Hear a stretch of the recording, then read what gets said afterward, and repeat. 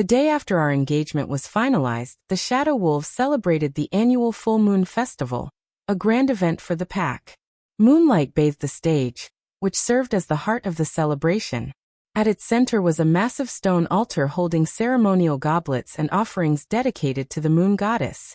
Behind the stage loomed a towering Ferris wheel, its lights twinkling against the night sky. In one corner of the festival grounds, Ryan Trivett leaned casually against an ancient tree, a silver goblet in hand. He was boasting to his friends about his latest hunting exploits. The moment I stepped into the bustling festival, his friend, Blake Glisson, was the first to notice me. "Hey Ryan, your little shadow is here again," Blake said with a grin, his teasing tone drawing laughter from the nearby wolves. "You guys are engaged already, and she's still trailing after you like a pup," someone else chimed in. Ryan turned his head and spotted me, a flash of irritation crossing his face. "Alice, are you so desperate to get married?" he said coldly, his voice dripping with contempt. "You went ahead and got our families to finalize the engagement without even asking me. Now the whole pack knows we're supposed to get married. Really great job." His scornful words stung, but I quickly steadied myself, lifting my chin to meet his golden gaze. "Ryan, I didn't need your permission," I said firmly, my voice steady. "Because I'm not marrying you." The crowd fell silent for a moment before erupting into laughter. Blake laughed the hardest, doubling over as if he couldn't breathe. "Ryan, you'd better sweet-talk your little fiancée before she pulls another stunt to get your attention." Ryan's expression darkened, his eyes narrowing as he stared me down. His voice dropped, laced with barely restrained anger. "Alice, what is this? Some new tactic to play hard to get?" he hissed. "If you're marrying into my family, who else could you marry but me? And don't forget, you've been saying you'd marry me since you were a kid. The entire pack already considers you mine." He stepped closer, leaning in until his breath brushed my ear. His voice dropped to a dangerous whisper, carrying the threat of a predator. "As for the wedding, I can give you the grand ceremony you've always wanted. But the mate bond? That's reserved for the one who's truly mine." I stared at him in shock. Could it be? Before I could press him further, a familiar figure appeared at the entrance to the festival. It was my cousin Willow Hawkins. She was dressed in a pale blue gown, her eyes rimmed with red as tears threatened to spill. The moment she saw Ryan and me standing together, her tears broke free, sliding down her cheeks. "Alice, Ryan," she whispered, her voice trembling and barely audible. "I heard. You're getting married soon. I don't have any money to buy Alice the expensive gifts she deserves, so I just want to wish you both happiness." Before she could finish, she turned and ran toward the river, tears streaming down her face. "Look at what you've done," Ryan snapped, spinning to glare at me. His golden eyes blazed with fury. Without another word, he turned and chased after her, leaving me standing there alone. When they returned, their fingers were interlocked as they strolled to the center of the festival grounds. Willow's mouth was swollen and red, while Ryan bore several conspicuous kiss marks on his neck. The crowd's gazes were laced with amusement, waiting to see my reaction. In the past, whenever I saw another woman acting intimately with Ryan, I'd inevitably throw a fit, clinging to him and demanding his attention. But this time I merely stood in the corner, quietly watching them while savoring a delicious raspberry tart. Ryan positioned Willow protectively behind him, his gaze briefly flicking to me. A trace of confusion flashed in his eyes, but it was soon replaced by a mocking smirk. "Looks like you've grown up this time," he sneered. "At least you're not throwing a tantrum like before." I didn't bother to respond. Instead, I casually finished the last bite of my tart and turned to leave. Every year during the full moon festival, I'd make it a point to ride the Ferris wheel. It had always been my favorite attraction since I was little. In the past, I'd drag Ryan along with me, but this year I didn't. To my surprise, after the celebration ended, Ryan intercepted me. "Don't you ride the Ferris wheel every year? Let's go. I'll go with you." I glanced at him but said nothing, turning on my heel to leave. At that moment, Willow clung to Ryan's arm with a bright smile, her voice syrupy and coy.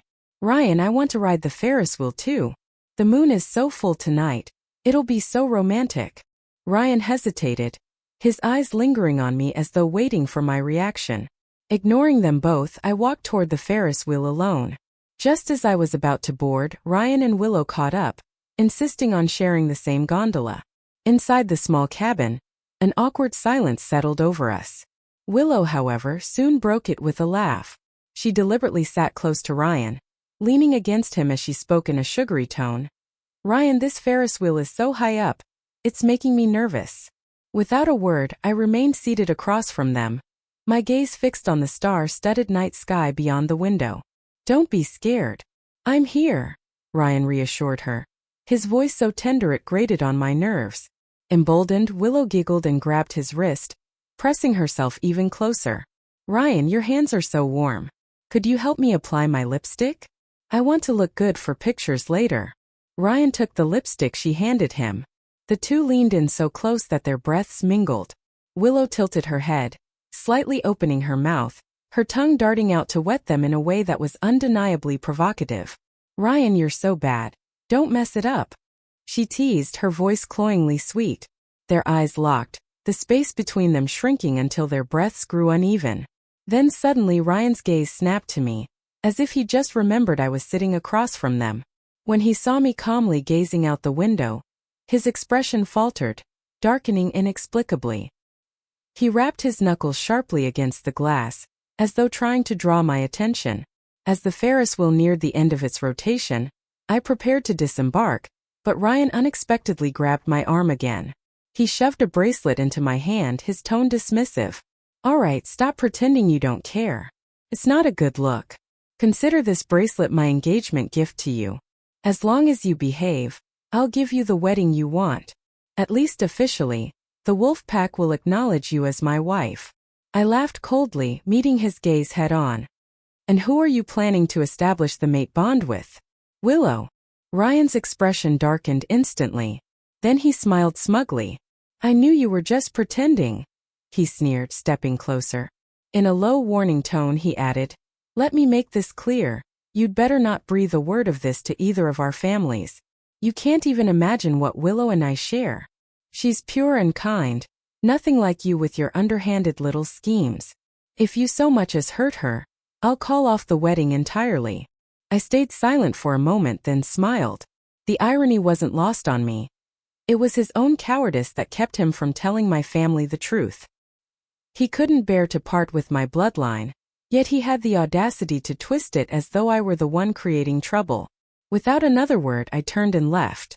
As soon as I stepped through the door, a message from Willow popped up on my phone. It was a video. In the footage, Ryan was carefully clasping a necklace around her neck. I recognized the brand of the necklace immediately, and with it came the realization that the bracelet Ryan had given me earlier was nothing more than a promotional gift included with the necklace. Toward the end of the video, Ryan pinned Willow against the Ferris wheel window, kissing her fanatically. Willow's expression was one of pure ecstasy, her soft moans filling the tiny cabin and amplifying in the enclosed space. Attached to the video was a text message. "Alice, Ryan and I did it so close to the moon tonight. It was thrilling and romantic beyond words. Has he told you yet? The wedding is just for show. When it comes to the real ceremony under the moon goddess's witness, it'll be me he establishes the mate bond with. This time, it's my turn to be the leader's wife." So Willow had been reborn too. No wonder in our previous lives she and Ryan had no connection on the surface, yet in this life, they were openly engaging in the kinds of intimate actions only couples would dare to. It seemed they had already confirmed their shared rebirth, and were determined to use this opportunity to rekindle the unfinished bond from their past lives. Lowering my gaze, I thought of the memories from my past life. Back then, I had married Ryan with a heart full of joy, naively believing I had found my happiness. Because of our union, Ryan's pack, Silver Claws, had attracted countless allies from outside packs, forging powerful alliances. I had stayed by Ryan's side, assisting him in securing numerous business deals. Under our efforts, Silver Claws quickly rose to become the wealthiest wolf clan. The elders of Silver Claws had praised me as a blessing to their family, treating me with exceptional care. Yet, I remained blissfully unaware of the truths lurking in the shadows. It wasn't until much later that I discovered the unspeakable secret between Ryan and Willow. This time I wouldn't make the same mistake. That day, my mother came to my room to inform me that Ryan Trivett would return from abroad in 7 days. The news caught me off guard. In my previous life, Lucas, Ryan's uncle, had remained a lifelong bachelor. I had assumed he would make the same choice in this life. But here we were, our marriage progressing smoothly. I only remembered Lucas as a dependable older brother figure. Despite his age, he exuded a calm presence that always put me at ease. Marrying him would provide me with a sense of belonging that no one else could.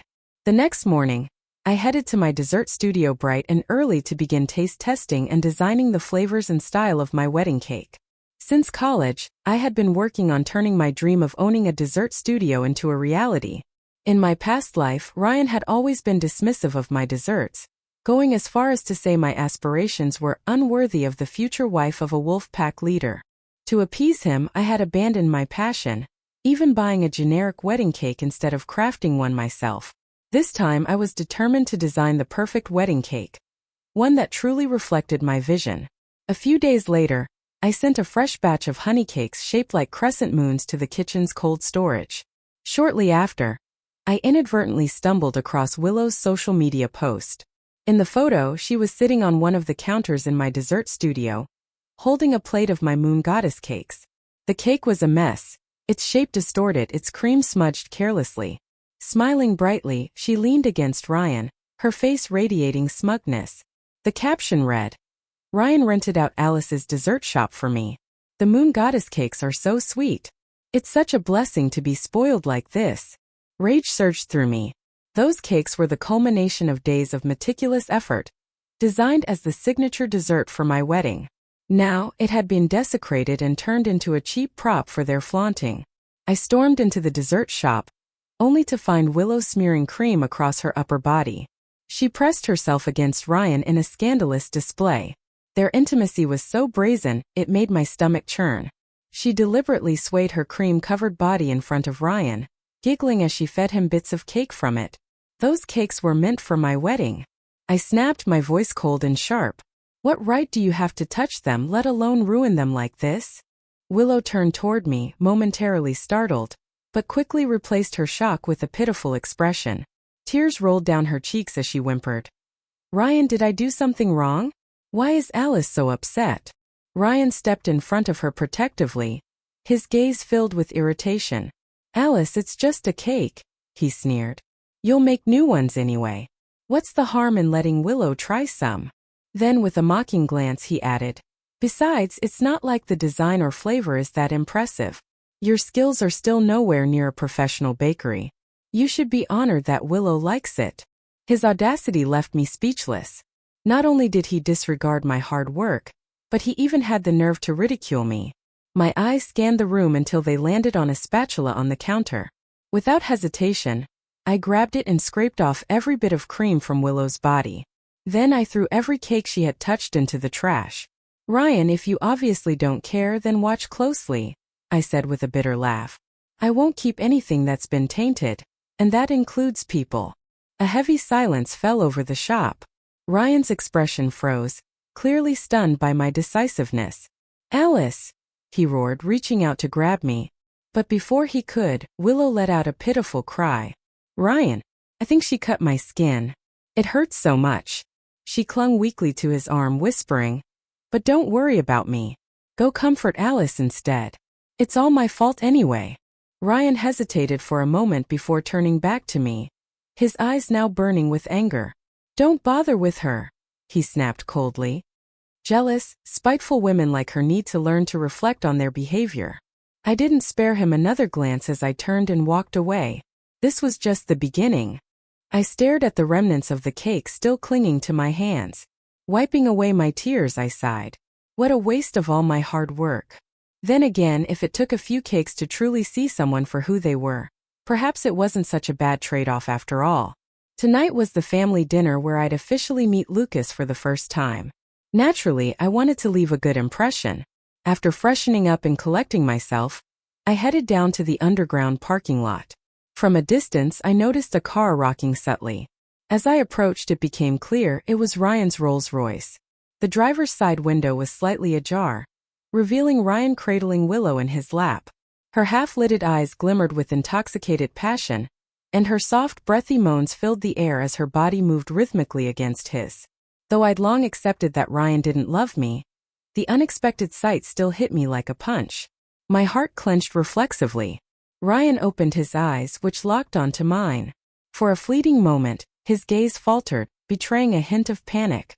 Then, as if to mock me, he brushed Willow's hair aside and kissed her with deliberate intensity, clearly aiming to provoke me. Their movements grew more exaggerated, and Willow's muffled cries echoed shamelessly throughout the parking lot. My wolf stirred angrily within me, snarling at the audacity of these two disgraceful beings. I took a deep breath, suppressed my wolf's rage, and walked away without a word. I climbed into my car and drove off, heading toward the Silver Claws estate. On the way, I stopped to pick up the tie I had prepared as a gift for Lucas. When I arrived at Silver Claws Manor, I was surprised to find Ryan pulling in at the same time. As he opened his car door, I was hit by the unmistakable stench of his and Willow's frenzied escapades. The car interior was littered with discarded rubbers, a sordid display of their actions. Ryan's face showed a brief flash of embarrassment, but it quickly transformed into smug confidence when his eyes landed on the gift in my hands. He thought I was still infatuated with him. "You bought me a present," he sneered. "Let me see." I stepped back, clutching the box behind me. "It's not for you." Ryan chuckled lightly, as if I wasn't worth the effort to argue. He blew a lazy ring of smoke and said, "You saw what happened in the parking lot, didn't you? Look, I know you're into me and you can't live without me. But I've already told you before, haven't I? I'll give you a wedding, but my mate bond is with Willow. She's the one making sacrifices here. She'll be my true mate from now on, so it's completely natural for us to sleep together. She'll even stay at the house sometimes, so you might as well get used to it. I'm doing this for your sake too." Though I had no intention of marrying him anymore, his brazen shamelessness still left me speechless. As I turned to walk away, he grabbed my arm and issued another of his so-called reminders. "Uncle Lucas will be at the family dinner tonight. He's a big deal for Silver Claws, so keep it classy, all right? I've done you a favor by bringing you here. If the elders ask about the mate bond, just say we've already established it. And one more thing. Don't forget to apologize to Willow after dinner for cutting her earlier today. Otherwise, I can cancel the wedding anytime before it's official." With that, Ryan strode into the dining hall of Silver Claws Manor, as if he hadn't just spewed nonsense. I took a deep breath, brushing off his words. It didn't matter. Soon enough, he'd know exactly who I was marrying. Inside the dining hall, Lucas hadn't arrived yet, but the other elders had already taken their seats. Avoiding Ryan, I deliberately chose a spot farther away, and left the seat beside me open for Lucas.